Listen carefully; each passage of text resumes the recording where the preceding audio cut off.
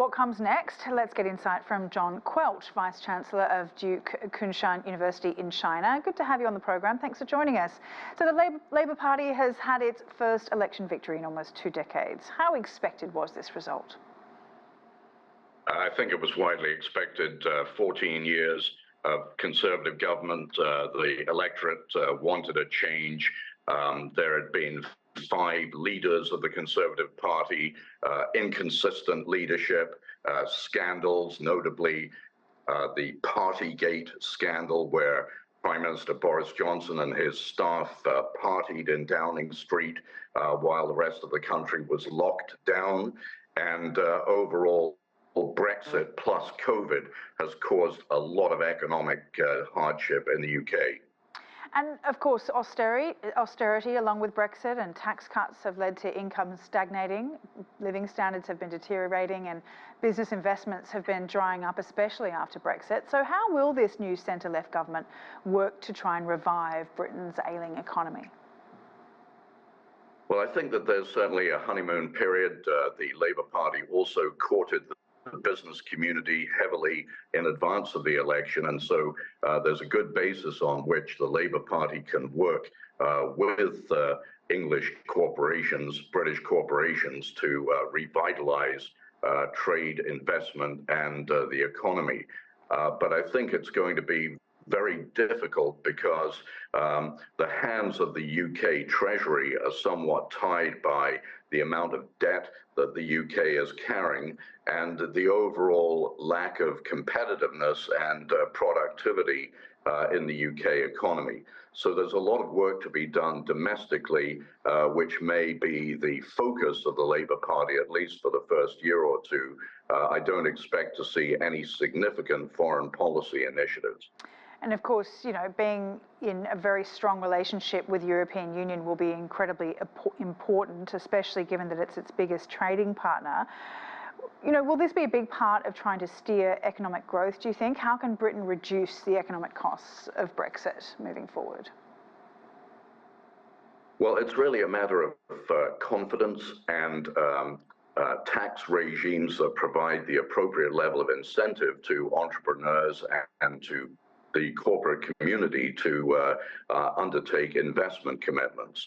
And I think that this is where Keir Starmer, as a safe pair of hands and someone who I think is trusted by the business community, at least at this stage, can work well to reboost what is currently a very ailing economy. Can you talk a little bit about the significance of Labor's big win in context to what's happening in elections throughout Europe? You know, there's been a shift to the right in Italy and potentially there will be in France. The far-right seats in the EU elections reach record highs. Considering this trend, why has Britain flipped the left here?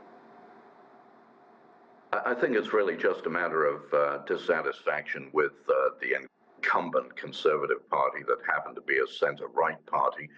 So therefore, they haven't done a good job in the eyes of the electorate, and so the electorate has chosen the alternative, the centre-left party. But it's worthwhile noting that actually, although Labour has achieved a huge majority in Parliament, their share of the popular vote is only around about 34% as a result of significant fragmentation of the vote among multiple other parties. As your lead indicated, the right-wing Reform Party, which might be analogous to Marine Le Pen's party in France, that particular party achieved 14% of the popular vote. So the British electorate is highly fragmented. They didn't like the Conservatives. They wanted to get rid of the Conservatives, but they did not all by any means rally behind the Labour Party. So Labour may appear to have a big mandate with a big majority in Parliament, but actually it has to contend with a lot of differences of opinion in the electorate. And what about the global impressions of Steinmeier's economic policies and also his leadership? You know, with countries like the US and China, we have the US elections coming up this year.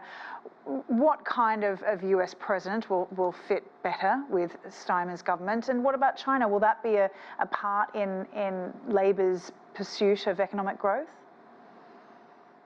Historically, the UK works very effectively with the US, whether or not it's a Democrat or a Republican in the White House. And I think that Starmer's style is that of a trustworthy individual who's going to command respect in Washington, and I expect that there will be, if there hasn't already been, a courtesy call from the White House congratulating him. I think as far as China is concerned, the US, I beg your pardon, the UK has China as its 5th largest trading partner.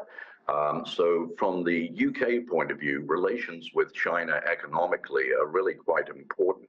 And I think that there may be an opportunity with the new Foreign Secretary, David Lammy, to reset or at least explore a reset of the UK-China relationship, which has not been too good or too easy in recent years.